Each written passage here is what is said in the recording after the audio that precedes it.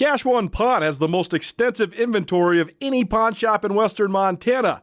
Whether you're in the market for firearms, power tools, bows, video game consoles, or sunglasses, Cash One Pawn is the best deals around. And now Cash One Pawn gives you the ability to shop online from anywhere. Make CashOnePawn.com part of your shopping habits. Also make sure to download the Cash One Pawn app. Cash One Pawn, Missoula's premier pawn shop, located on Roller Coaster Road on the way to the Y.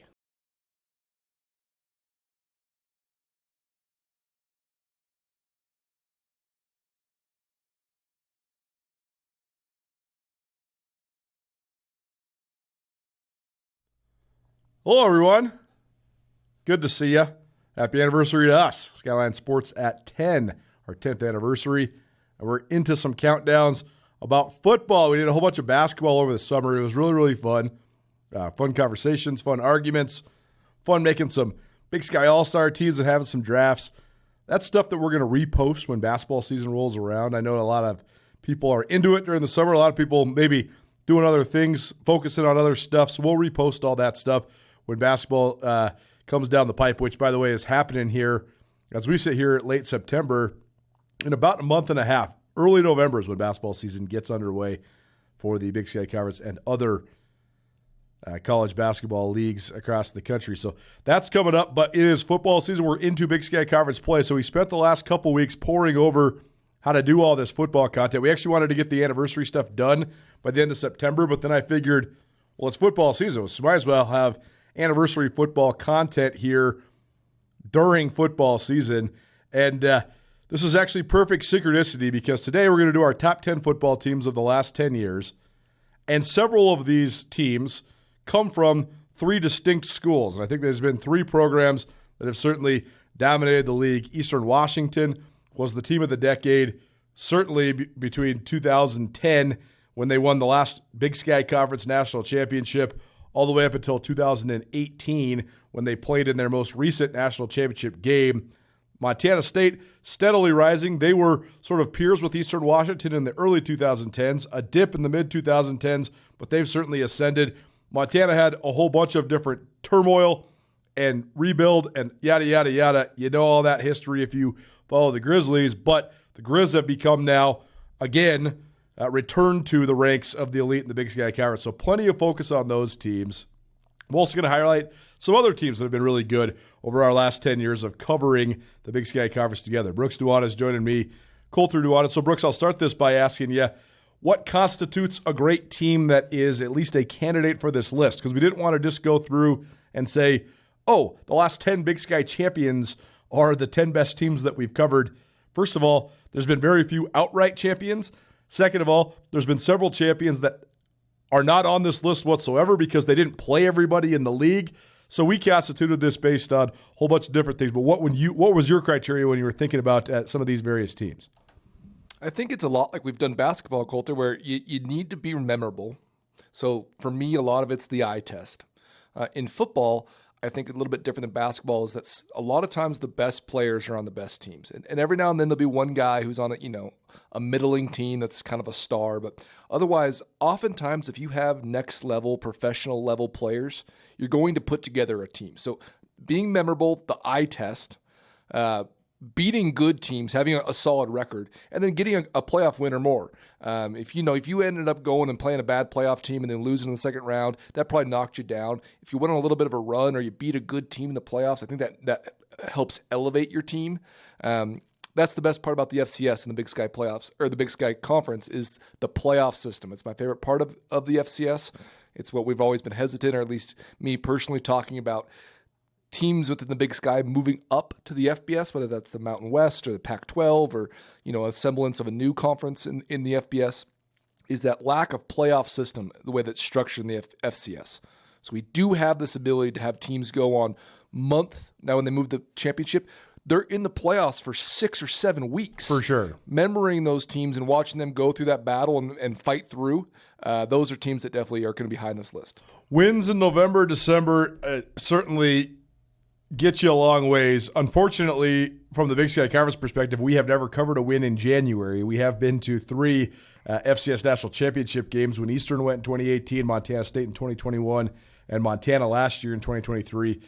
Getting there certainly constitutes a huge feather in the cap. That's a huge boost to your resume when it comes to these. So for me, it was first and foremost late season and playoff wins. So you're talking playoff wins and then rivalry wins if you're talking about Montana, Montana State.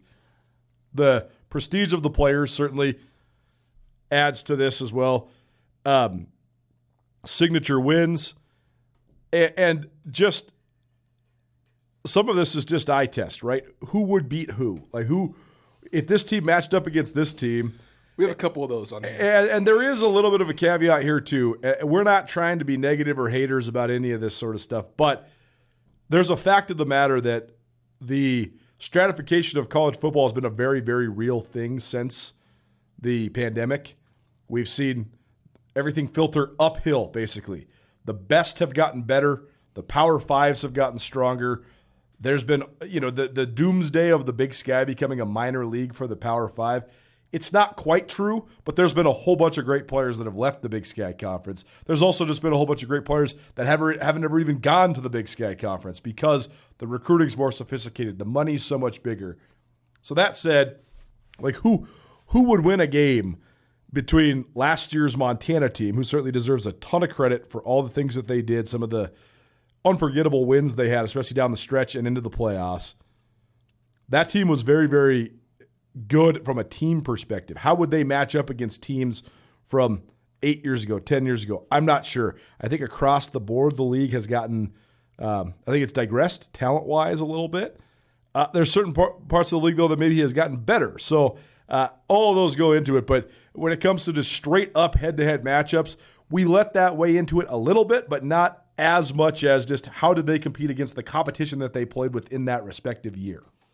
Definitely plays, and there's some teams that are just uber talented, right? That maybe had a stroke of bad luck, maybe had a funny quarterback that wasn't an elite quarterback necessarily, but the team itself was just going to bludgeon you, just going to beat you up so bad. And if everyone was healthy on a neutral field, there are teams that probably beat, that are going to go undefeated against some of these teams on this list. So that does play, Colter, but again, it is a microcosm of that season, how we remember that season, and how they performed in said season. Okay, so we have, as always, a handful of honorable mentions. So let's do those first. These are the teams that we really heavily considered but just did not quite make that top 10. And we'll tell you why we considered them as well as why they didn't quite make that top 10. So we'll start with the Portland State Vikings. If this was a list of the most memorable teams that we've ever covered, I actually think that they would be in the top 3 probably. 2015. Yeah. Portland State Vikings. Yeah, 2015 Portland State Vikings. This team, first of all, there was a little bit of a proximity for us. We launched Skyline Sports in 2014, but we did a big redesign and sort of made our quote-unquote big-time debut in 2015. The very first game we ever covered was Montana, North Dakota State, a Week 0 game that was absolutely one of the great games we've ever covered. Top 5 for sure. Because that was a Week 0 game, then the Grizz had a bye Week 2. There was also a weird scheduling circumstance in which Portland State and Idaho State opened conference play in Week 2 and then went back into the non-conference. So, and the Cats were somewhere like far-flung area or somewhere playing an FBS or something that was not affordable or even feasible for us to get to. So we said, okay, we're covering the Big Sky. Let's drive down to Pocatello. We covered Portland State beating a top 20 ranked Idaho State team. Idaho State was coming off a great year. They'd won 8 games. They were right on the brink of the playoffs. Mike Kramer, our guy, was the head coach at Idaho State. And Portland State went down there and whooped them. And then they kept on winning. They were coming off of a 24-17 win over Washington State. This team, though, was so unbelievably fun to cover because it's Bruce Barnum's first season, his introduction to the world at large as a what do you even call him? One of a kind. He's like a folk hero, right? He's like something from a cartoon or something like that. They were there for his first game. He's just looking at us like, whoa, there's this media outlet that covers the Big Sky? Awesome. And then they go on, they win the Big Sky, so they got as much coverage as anybody. This team rode the bus from coast to coast.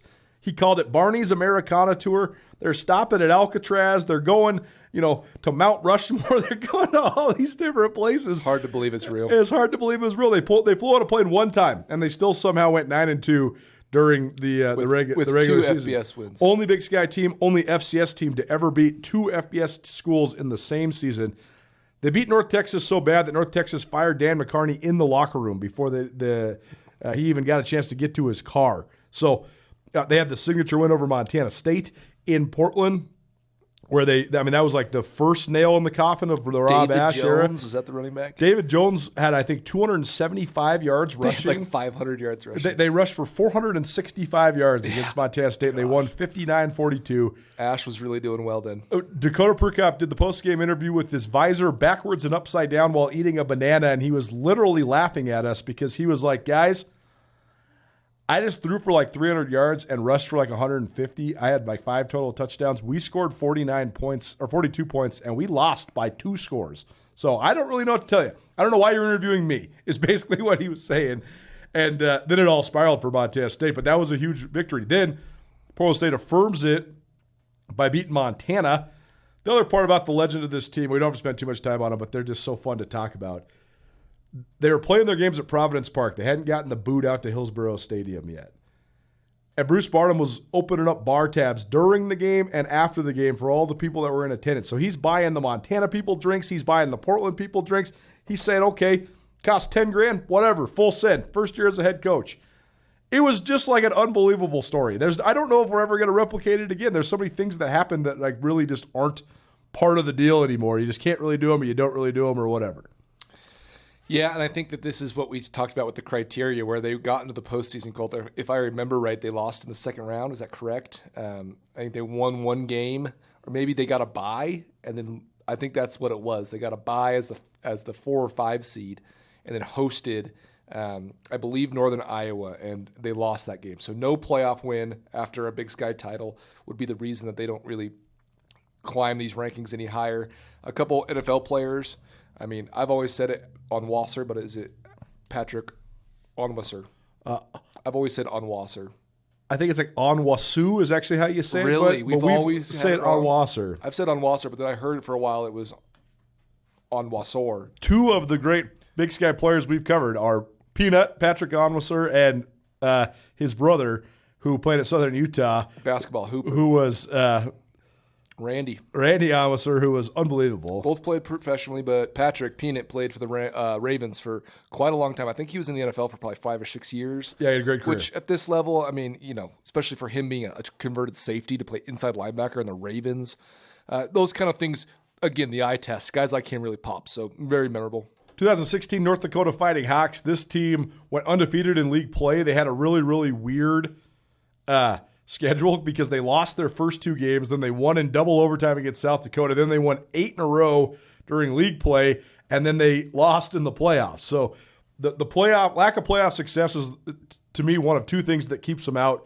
The other thing is they did not play Eastern Washington, who also went undefeated that season. And we'll get to the 2016 Eastern Washington team after a while here. They also did not play Montana, and they also did not play Cal Poly. So they had a super, super favorable schedule. They're really good, though. I mean, they're a memorable team, certainly. John Santiago and Brady Oliveria were one of the best 1-2 combos we've seen in the backfield. They ran this nasty 3-4 defense where they brought pressure basically across the board, and they were really good at home. They were a tough team to prepare for. So, I mean, anything worth adding about this North Dakota team? Definitely one of the best 1-2 punches running back in John Santiago and Brady Oliveria. Oliveria ended up being a very high pick in the CFL. Yep. He has over 1,000 touches, over 5,000 yards, over 20 touchdowns in professional football. He is Canadian, right? He is Canadian. Yeah, so that gave him a huge boost. I think he was a first-round draft pick. Yeah. So, just guys, again, the eye test, guys that are popping, guys that can really be game changers, kind of rounded out that team. They had great secondary as well, which has not been – it's funny because we consider them a Missouri Valley Football Conference team now. This was when they were still in the Big Sky, obviously.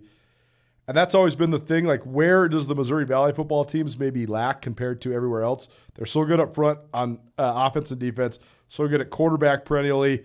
Had great running backs. It's always been the DBs that maybe have gotten the short end of the stick. This team had awesome DBs. Cole Reyes was the Big Sky MVP. Deion Harris was a ball hawk. He had a ton of picks. He got a shot in the NFL too. So they're just a well-rounded team. And Bubba Schweigert's had some good teams in North Dakota. This is probably the high mark of his tenure there, though. Crazy to think he's been there for 10 years now.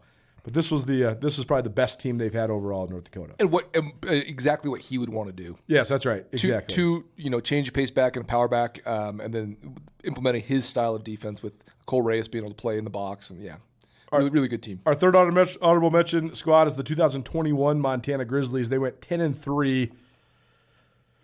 On one hand, this team, I think, has some arguments to be in the top 10. They beat one of our top 10 teams. Spoiler alert, but Montana State's 2021 team is one of our top 10 teams. Montana beat them soundly in Missoula.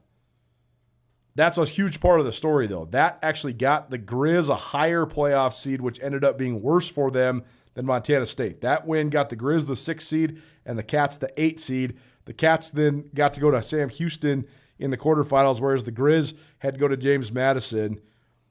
This team also, though, I think, no Big Sky Conference title, which is what it is. They had great talent, but they also rode the roller coaster. They bookended the regular season with two of the best wins of the Bobby Houck second tenure, beating Washington to begin the year, beating Montana State to end the year. But in between, they had all sorts of ups and downs. They lost to Sac State at home. They had to block a field goal at the buzzer to beat Southern Utah by a single point, and so much of that was because of the injuries. Cam Humphrey got knocked out 2 different times. They lost on the road to Eastern Washington, but then got him back in the playoffs. But I think the fact that they ran into a buzzsaw early in the playoffs and got knocked out before some of their other conference peers, and the fact that it's a team that the story is what could have been, whether they didn't get injured, but also whether they just would have got a different draw in the playoffs. Things could have gone differently. But certainly a really, really talented team. You could actually probably argue one of, if not the most talented teams of the Montana's had since in the Skyline Sports last 10-year era. Yeah, I mean, I would agree with that. I mean, that's the high point for Patrick O'Connell, one of the most dominant defensive players we've covered. He was unbelievable. 14 sacks, 21.5 tackles for loss. I mean, Buck Buchanan finalist. I think that this team, we're not going to be, I think, throughout this entire list, Colter. I mean, the rivalry win's huge. That was one of our criteria pieces. It was. But again, those games, as we all know, can be coin tosses. For sure. Bad teams can beat the better team, vice versa. It doesn't really matter. It was also I'm not making excuses for Montana State, but it was Brent Vigen and his staff's first game ever. Totally. I mean, they got beat pretty soundly, as you mentioned. They also were getting poor quarterback play all the way down the stretch of that season, and that loss actually made it so Vigen was pushed to the edge of the cliff, and he had to make a choice. We'll get into that choice here in just a little while. But that's the thing that's then vaulted Montana State as an overall football program. They couldn't – the thing that had eluded the Bobcats for years and years was the quarterback. And then because they lost that game in Missoula, they fixed the quarterback, and now they've had the same quarterback for the last 4 years. Yep, and that's goes to show how much these teams need each other. The last thing I'll say before we get into the top 10 here, Colter, is we are not going to be playoff loss apologists. Yes. You got to win the games. You can't say you got a bad draw. That's true. All the teams that are in the top 5 had to play the best teams, and they beat them. That's correct. And you can say, Sam Houston was not as good as James Madison. Well, guess what? Sam Houston was the defending national champions.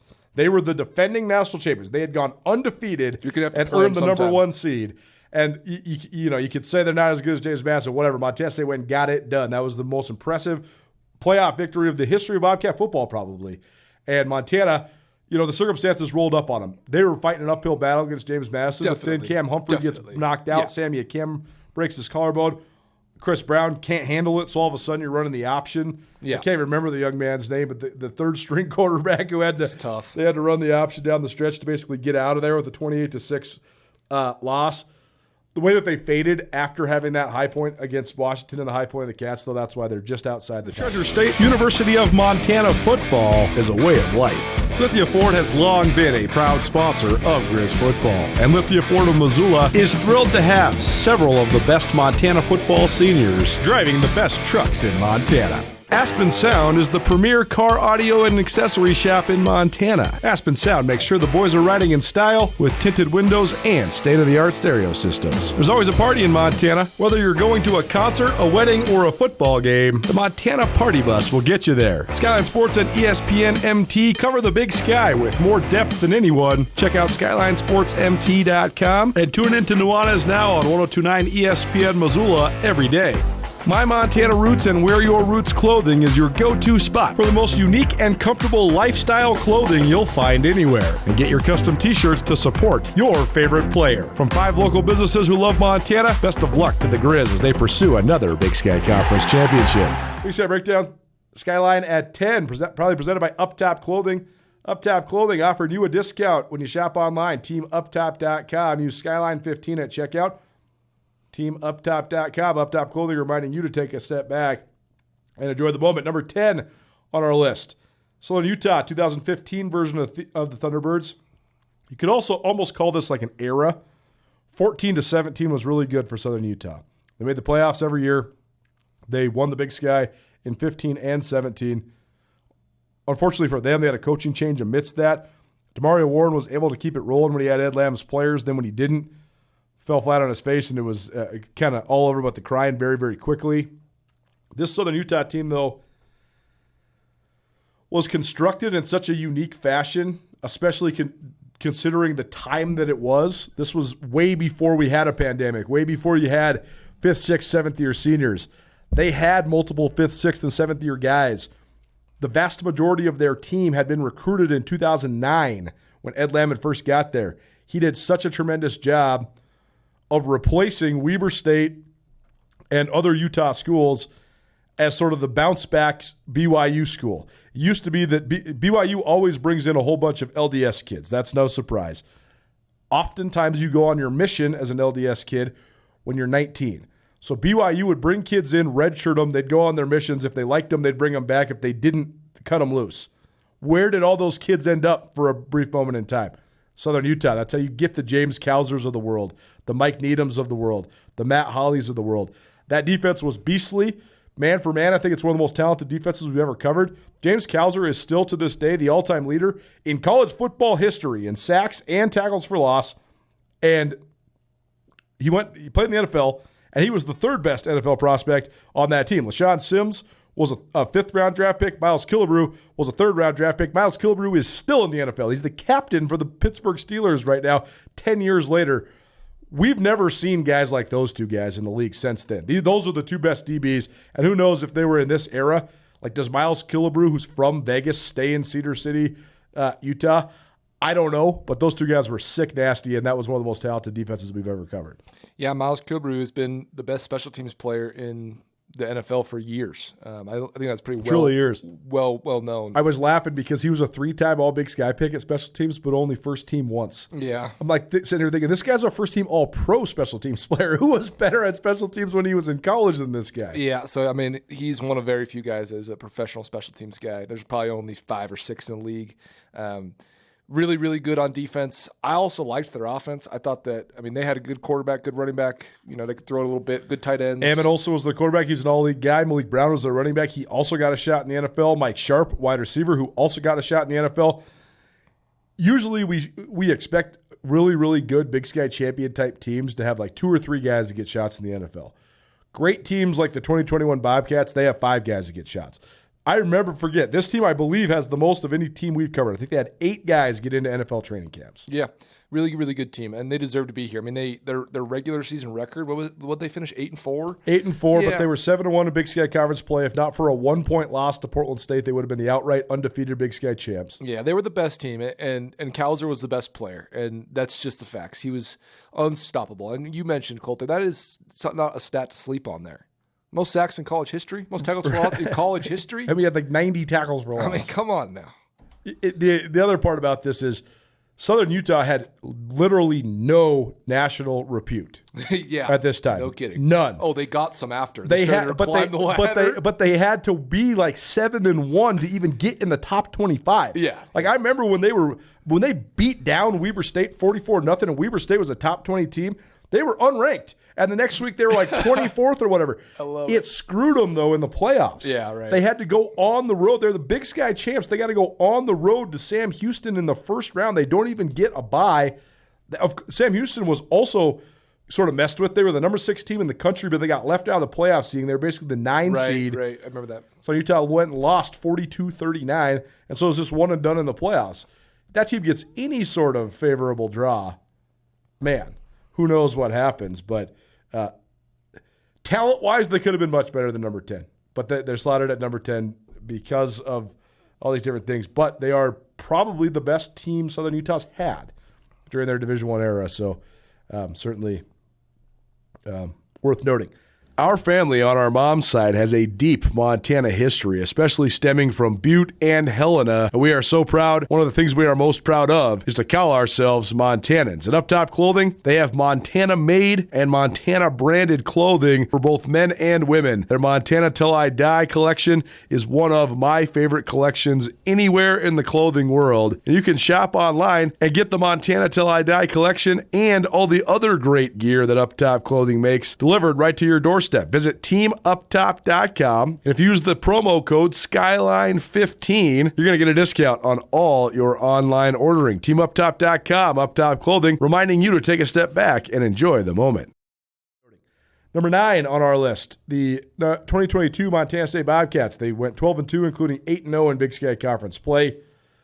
They shared the Big Sky Conference title with Sac State. They did not play Sac State that year, so both these teams went 8-0. Brett Vegan was the coach of the year. They had a whole bunch of All-American and All-Conference players on this team. This was Tommy Malotte's first full year as a starter. This team was probably colored the most by the fact that they had a massive plague of injuries at the running back spot. They had no running backs left by the time November rolled around. So hard to run the option. They had to ride the quarterbacks, Tommy Malotte and Sean Chambers. The fact they had both those guys proved to be the thing that saved their bacon. They rushed for 311 yards without any running, 311 yards a game, averaged 43 points per game without any running backs. That's pretty impressive. It also nearly killed both the quarterbacks, but they made it work, and then they kept on rolling in the playoffs. This is a team that found ways to win in the middle of the season and then figured it out and got better as the season went on. They barely beat Eastern Washington at Eastern. They barely beat NAU at NAU. If not for Grant Sands snapping it out of the back of the end zone 4 different times against Weber State, they probably don't win that game. But you remember that kid's name? Grant, how could you forget it, man? I tried to for him, for his sake. I forgot it. Yeah, well, I think, that was a weird one. But they kept going, and they were squeaking it out all year. And then when the Grizzlies came to town, they absolutely destroyed Montana. And it was a huge win for Brent Vegan, and it was also such a revelatory loss for Montana. The Grizz were in each other's faces. They were at each other's throats. When Robbie Houck got that personal foul and then Patrick O'Connell pushed him and they got in a fight on the field, that's when you're like, oh my gosh, this is unraveling on the Grizzlies. And the Cats roll 55-21, carry that momentum into the playoffs, win a couple playoff games before they then hit a brick wall against the now 2-time reigning national champions in South Dakota State. But that, I think it's one of the best teams we've covered in terms of the art of navigating a season.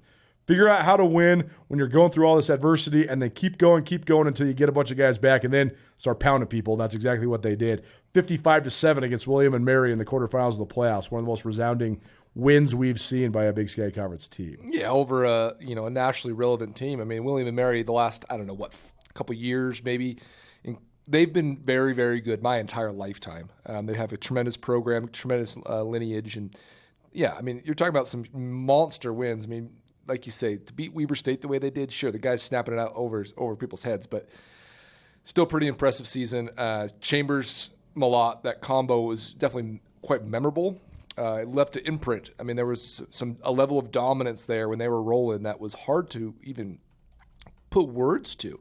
It's different when the running backs and you have a fleet of them and you have all these horses that you're riding like Montana State has done for the last 5, 6, 7 years. When you get the two quarterbacks and you get Chambers running the way he was this the year that he finished with 19 touchdowns? 19 touchdowns. 19 Tommy Mellott became, I believe, the third Big Sky quarterback to ever rush for more than 1,000 yards, and Chambers scored 19 rushing touchdowns. Yeah, I mean, it's... You get 30 rushing touchdowns from your quarterbacks? Yeah. It's pretty unprecedented. It's not the option, though.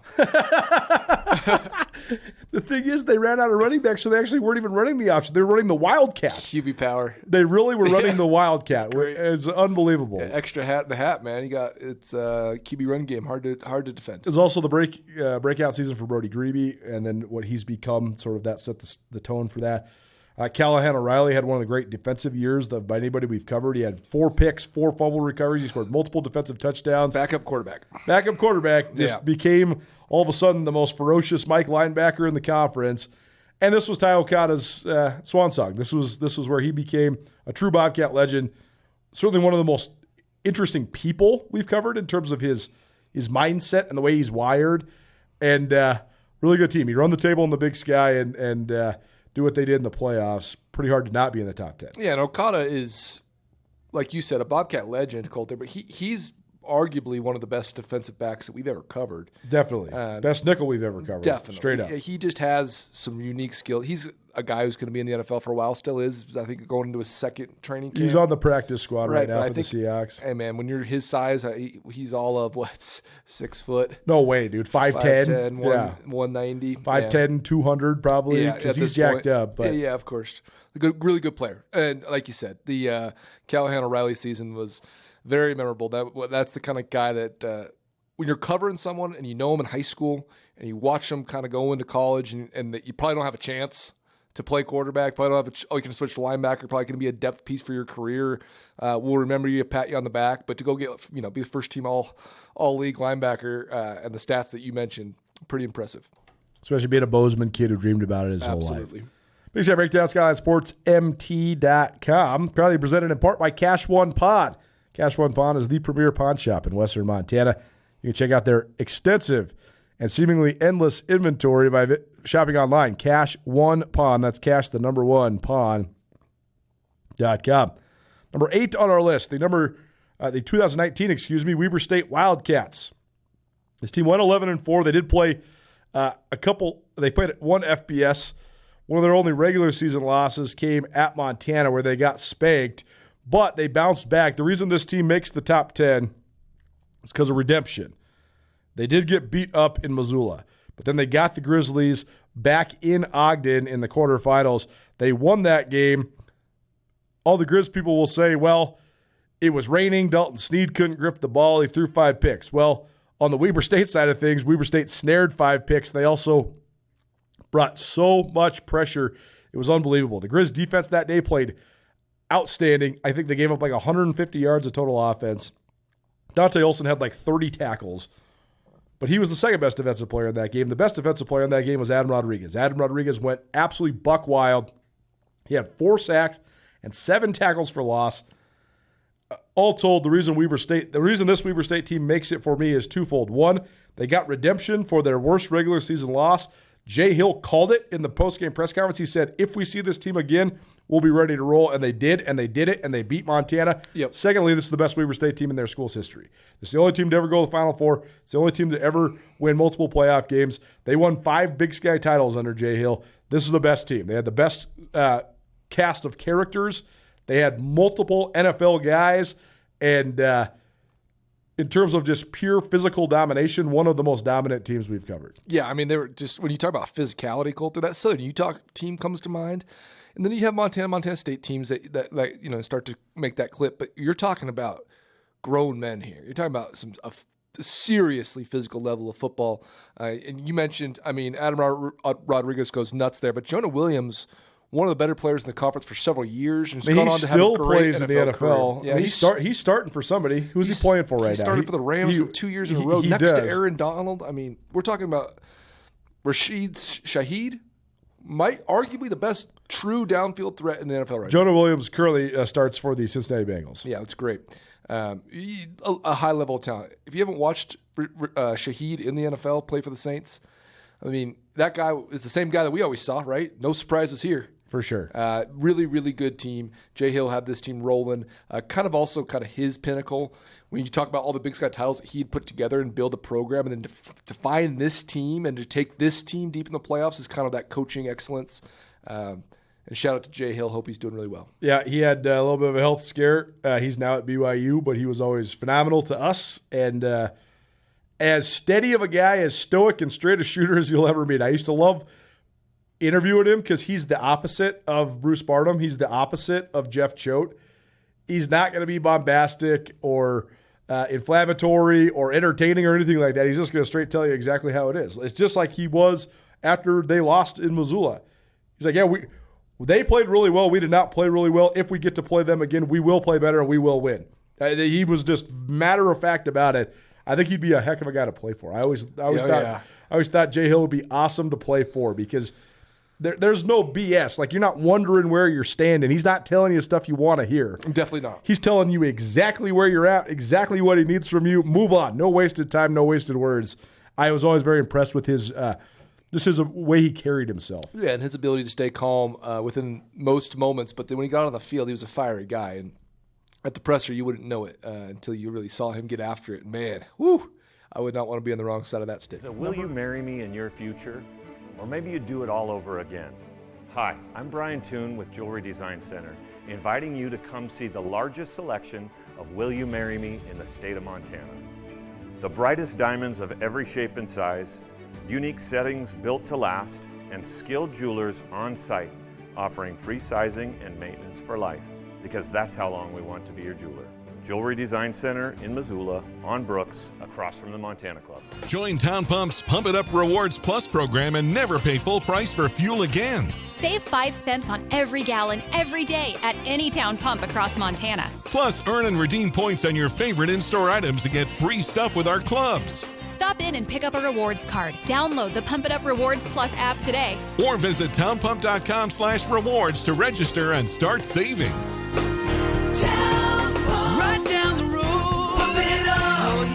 Number 7, the Montana State Bobcats of 2019, same season. There's 3 playoff teams that year. If the Grizz figure out a way to get over the top in that Weber State game, the 2019 Grizz would probably be on this list, but they weren't. And the 2 things that held them back were losing to Weber State in the playoffs and also getting destroyed in the rivalry game by this Montana State team.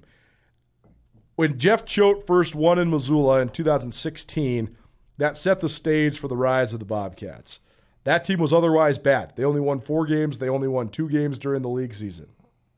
It's really bad. But they used that as a springboard. Oh, yeah. Completed 2 passes in Missoula, and they still won. Yeah. Then the following season, they beat Montana in Bozeman for the first time in, I think, like 12 years. Tyrell Thomas has the pass breakup at the end, and he ran all the way to Bridger Bowl at the end after he broke up that pass.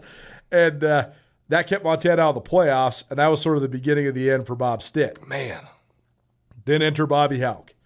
The first Cat Grizz game between Choate and Houck, the Miracle in Missoula documentary was made out about it because it was so sweet. That was Troy Anderson's year playing quarterback. The Grizz had him dead to rights. The fumble on the goal line. I mean, it's one of the most iconic moments. Take me back to these games. I know, Colter. man. That was the greatest game we've ever covered, right? I fell out of my chair at the end of the game. It was not. It was regular season. Regular season, and the result and the way it happened and the fact that it wasn't on like the 15-yard line. It was on the gosh dang 1-yard line. The 2 best games we've ever covered, I think we would both agree, are Montana State beating South Dakota State in Bozeman to go to the national championship and being on the field to feel the celebration of all those people. And then last year in Missoula when the Grizz beat North Dakota State in double overtime. That's the single greatest game. That's the greatest game. That's the single greatest sporting event I've ever covered. It's not even close.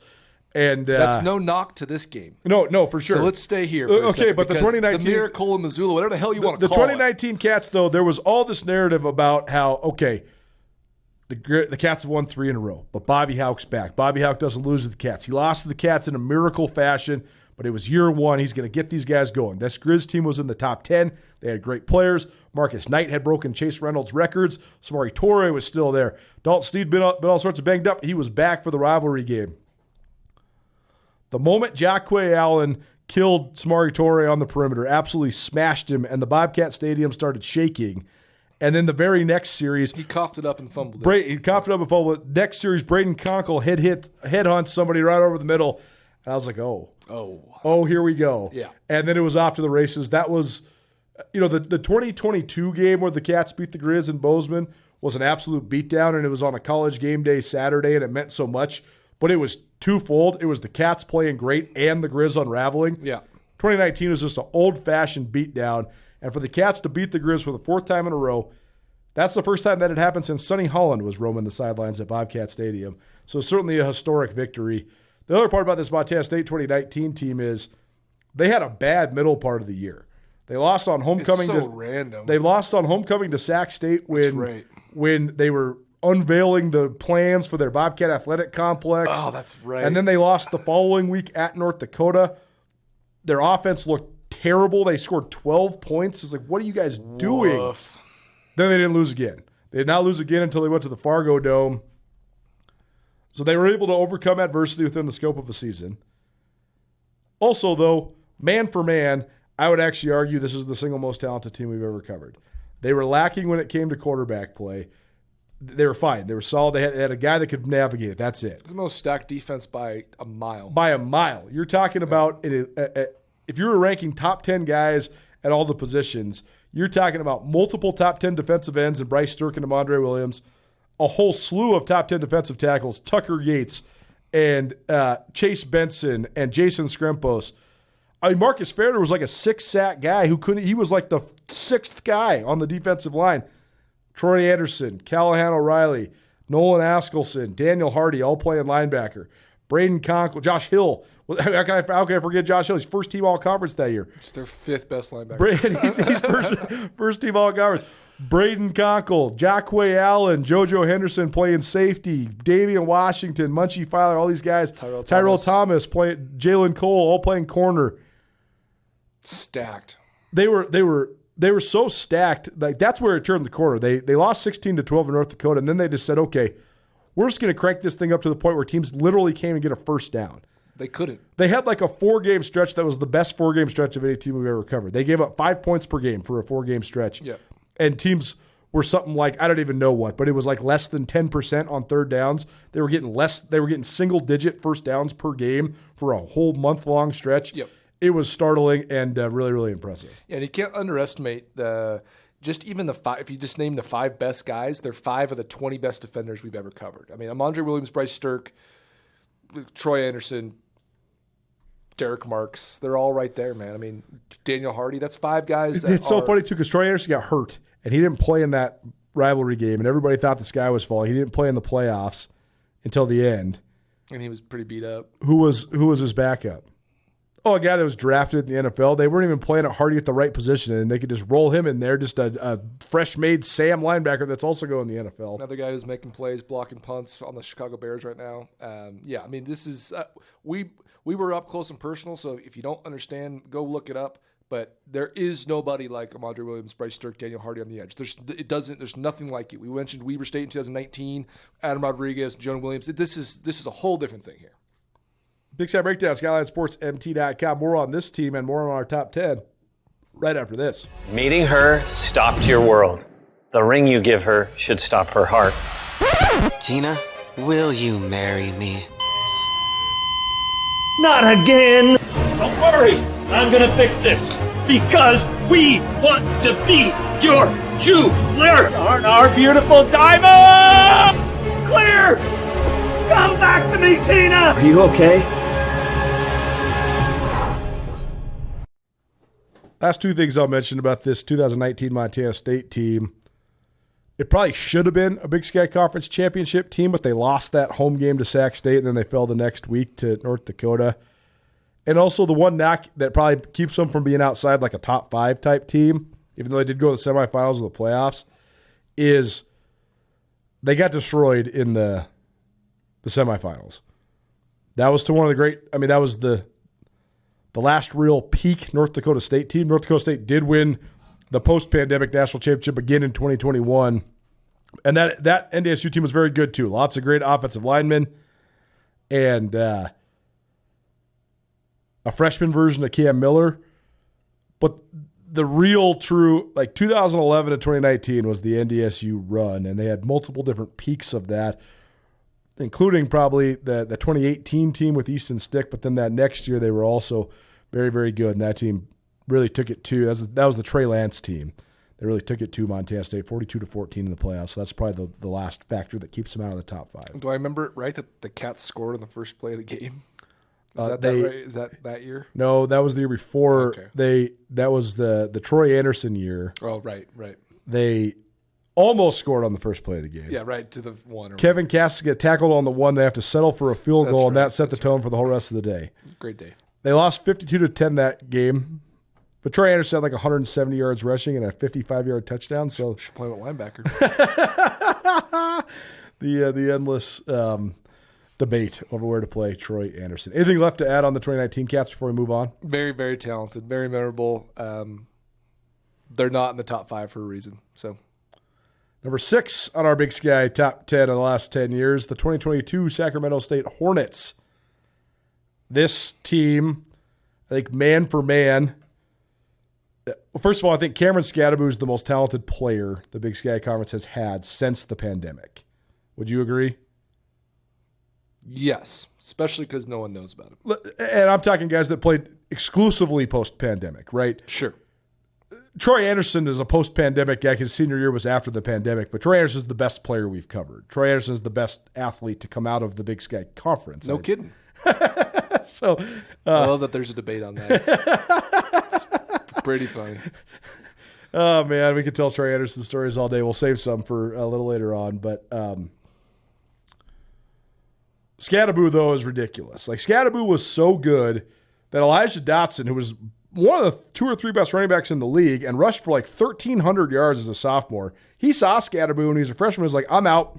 I'm transferring. I can't beat that guy out. So wild. I mean, Scadaboo does everything, too, right? I mean, Elijah Dotson's been in the NFL for a while. For sure, dude. Had to leave. And Scadaboo, he had to transfer to Northern Colorado because he was like, oh, I see that guy.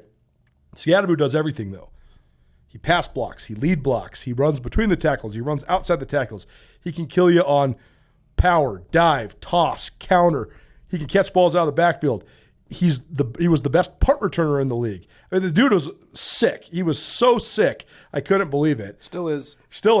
I mean, didn't he rush for like 300 yards at Arizona State earlier this year? Against Mississippi State, he went 33 carries for 262 yards and 3 touchdowns. I mean, he's against Mississippi State, folks. That's the SEC. If you ever heard of him, good as it gets. So, believe it or not, he could tear up Northern Colorado. So he was the offensive player of the year in the league that year. Marte Mapu was the defensive player of the year. This team is on this list for several different reasons. First of all, I think that those 2 headliners sort of paired together are the 2 best, like the best pair of offensive and defensive guys that the league's seen over the last handful of years. Mapu was a 3rd-round draft pick. He starts in the NFL. 3rd-round draft pick by Bill Belichick, who said he's one of the best prospects he has scouted in a decade. Yeah, so that plus the fact they went undefeated in the league. They didn't play the Cats, so they each got to go undefeated in the league. But they went undefeated that season. And the biggest knock, and this comes from so many people around Montana, because they just have such a hard time compartmentalizing that Sacramento State can be good, is that Sac State never wins in the playoffs. Well, this team did win in the playoffs. They beat Richmond to get to the quarterfinals. The stain on this team that keeps them out of the top 5, because actually I think if you're talking about head-to-heads, I think this team could beat almost every single team on this list just in terms of their pure talent. I mean, they have a Power 5 coach in Troy Taylor. They got NFL guys on both sides of the ball. They're running a 2-quarterback system, and they're actually doing it correctly as opposed to the way that so many of these other defensive coaches have done it. And the fact that they lost 63-61 to Incarnate Word in the playoffs is the stain. You win that game, no matter how much you win it by, or you just figure out a way to pull it out. You win that game and you go to the Final Four, you're vaulted into the top 5, I think. I think so too. Yep, and so talented. I agree that they play a lot of night games. It's just not a lot of Big Sky fans are watching them all that much, even though they have decent turnout at games from time to time. They get a good recruiting base, obviously. They're in central Northern California. mean, Scatterbo's kind of the answer here. And defensively, they were nice. They had a lot of dudes. They had more guys than just what we're talking about here.